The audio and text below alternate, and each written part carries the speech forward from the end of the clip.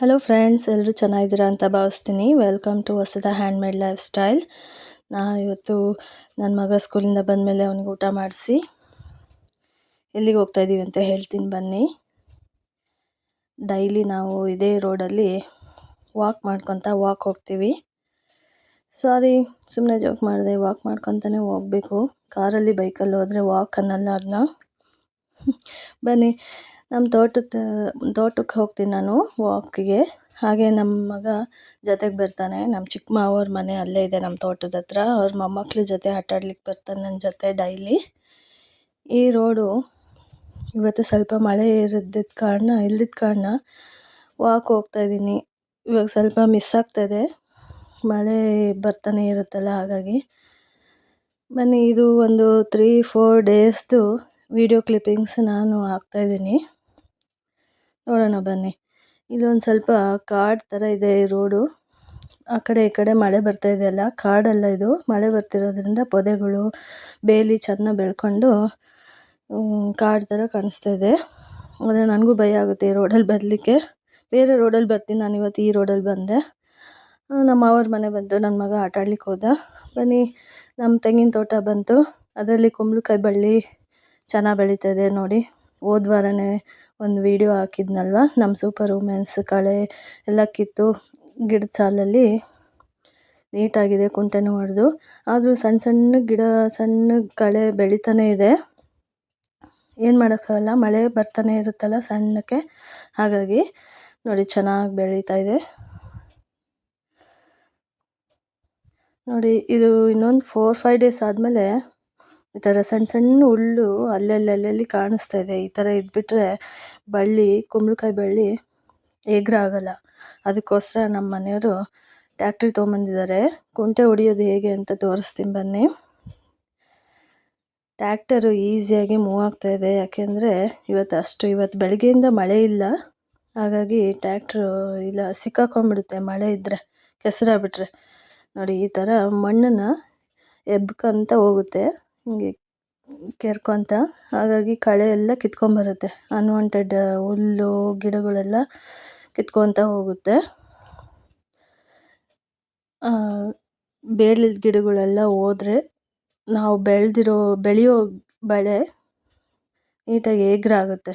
ಇಲ್ಲ ಅಂದರೆ ಬೆಳೆ ಹಾಗೇ ಅದೇ ಹೈಟಲ್ಲೇ ಇರುತ್ತೆ, ಡೆವಲಪ್ ಆಗಲ್ಲ. ಸೊ ಹಾಗಾಗಿ ಅವಾಗವಾಗ ಕಳೆನ ಈ ಥರ ಕುಂಟೆಯಿಂದ ಕಿತ್ತುತ್ತಾ ಇರಬೇಕು.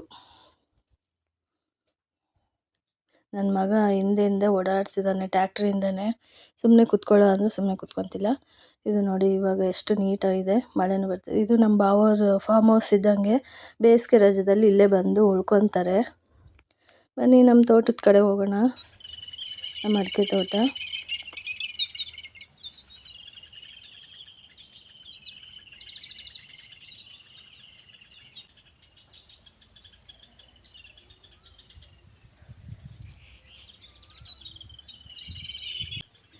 ಅವಾಗವಾಗ ನಾನು ವಾಕಿಂಗ್ ಬಂದಾಗೆಲ್ಲ ಈ ಥರ ಫೋಟೋಸು ವೀಡಿಯೋಸ್ ತೊಗೊತಿರ್ತೀನಿ. ಪಕ್ಷಿಗಳು ಸೌಂಡು, ಒಳ್ಳೊಳ್ಳೆ ಸೀನ್ಸ್ ನನಗೆ ಅನಿಸಿದ್ರೆ ಫೋಟೋ ತೊಗೊತಿರ್ತೀನಿ. ಇದು ನಮ್ಮದು ಸೋಲಾರು 2 ಇನ್ಸ್ಟಾಲ್ ಆಗಿದೆ. 5-6 ವರ್ಷದಿಂದನೇ ಇನ್ಸ್ಟಾಲ್ ಮಾಡಿಸಿದ್ರು ನಮ್ಮ ಮನೆಯವರು.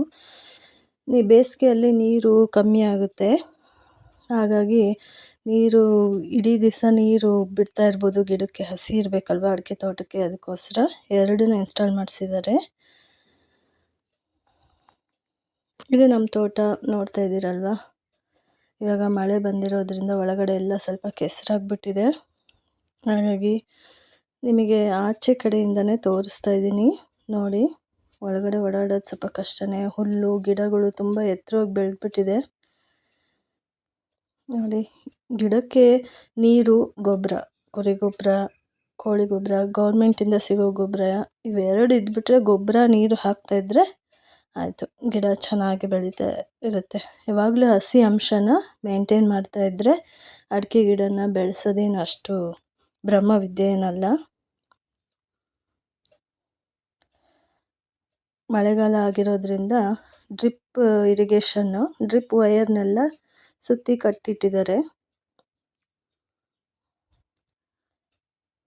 ಹಾಗೆ ನೋಡಿ, ಈ ಕಡೆ ಸಾಲಲ್ಲಿ ತೆಂಗಿನ ಗಿಡದ ಸಾಲಿದೆ. ಈ ರೋಡ್ ಆದಮೇಲೆ ಈ ಕಡೆ ನಮ್ಮ ಚಿಕ್ಕ ಮಾವವ್ರ ತೋಟ ಇದು.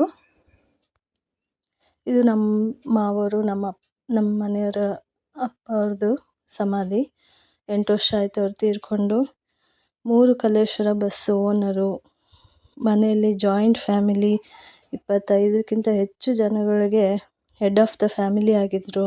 16 ಊರಲ್ಲಿ ಮೂಲೆ ಮನೆ ಹಾಲೇಶಪ್ಪ ಅಂದರೆ ಎಲ್ಲರೂ ಬಾಯಲ್ಲಿ ಬರೋದೇ ಇವ್ರ ಹೆಸರು. ಬನ್ನಿ, ನೆಕ್ಸ್ಟ್ ವಾಕಿಂಗ್ ಎಲ್ಲ ಮುಗೀತು, ಮನೆ ಕಡೆ ಹೊರಡೋಣ.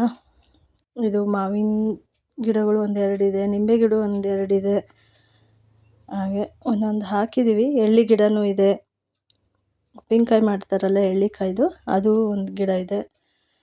ಮನೆ ಕಡೆ ಹೋಗೋಣ ಬನ್ನಿ. ಮಳೆ ಎಲ್ಲ ಬಂದು ತೋಟದೊಳಗೆ ಕೆಸರಾಗಿದೆ. ಒಂದು ಓವರ್ ವ್ಯೂ ನಮ್ಮ ತೋಟದ್ದು.